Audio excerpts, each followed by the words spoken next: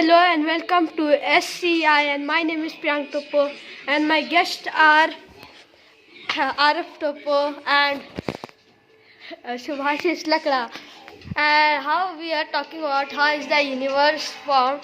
So see this video carefully. Orbits get squashed and squeezed by the gravity of their parent planet. This generates heat and melts ice to form underground oceans of liquid water, the key ingredient for life as we know it. The universe is an amazing place, and what isn't impossible happens somewhere. Planet 9 is not the first place I'd look for life, and even a moon of Planet 9 might not be the first place. But if there are moons close enough to a giant planet, tidal forces could heat them up. And even though they're hundreds of times the distance of the Earth to the Sun, and you might think they're frozen, they might have heat inside of them, they might have liquid oceans. And with liquid oceans, maybe there's life. Who knows? If Planet 9 is as big as scientists predict, it could have multiple moons. And perhaps one of these moons could have warm, salty oceans primed for simple life.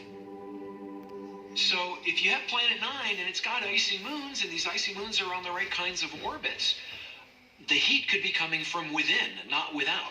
And so the sun basically doesn't matter. You could have liquid water below the surface that's heated from the internal geology. You could have geysers of water, like what we see coming off of moons around Saturn and Jupiter. You could have that all the way out there at Planet 9. Then you've got to ask, are there moons?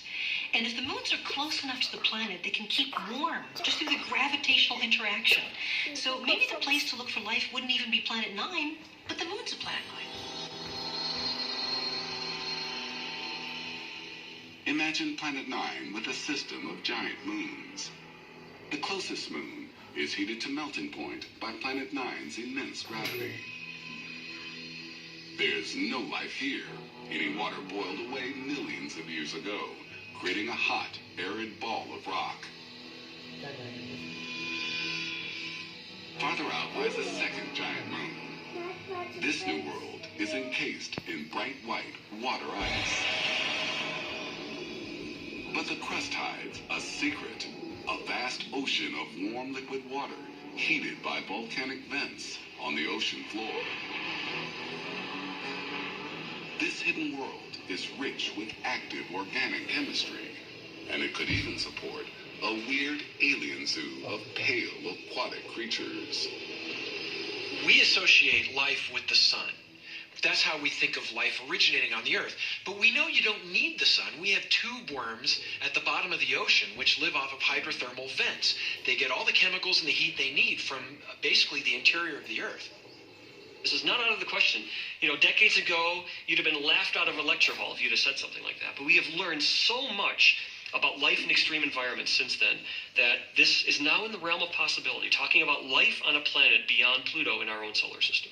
Wherever there's energy, wherever there's heat, there can be life, even all the way out by Planet 9. There's good news.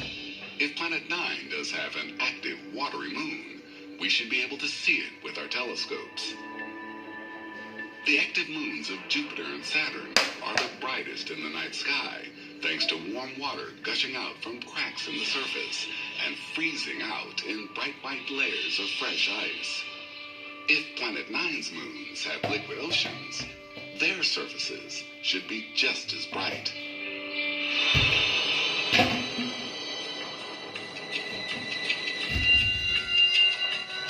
The race to image Planet 9 and its moons is on. But what we'll see when those first pictures come back is anyone's guess. I have to admit there's some wonderful tension that I feel right now when it comes to finding Planet 9. And we have giant telescopes that are scanning the sky looking for it.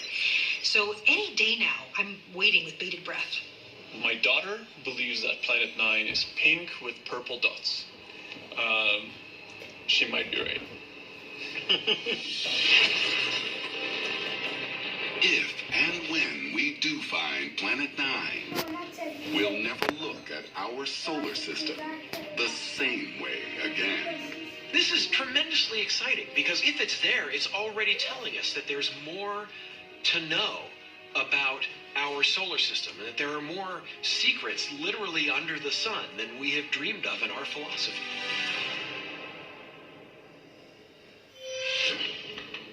And my question to the guests are, tell the names of our 8 planets of our solar system. The 8 planets of our solar system are Mercury, Venus, Earth, Mars, Jupiter, Saturn, Uranus, Neptune. Is the ninth planet found till now? No. It's right. So bye and thank you for you. We will meet tomorrow.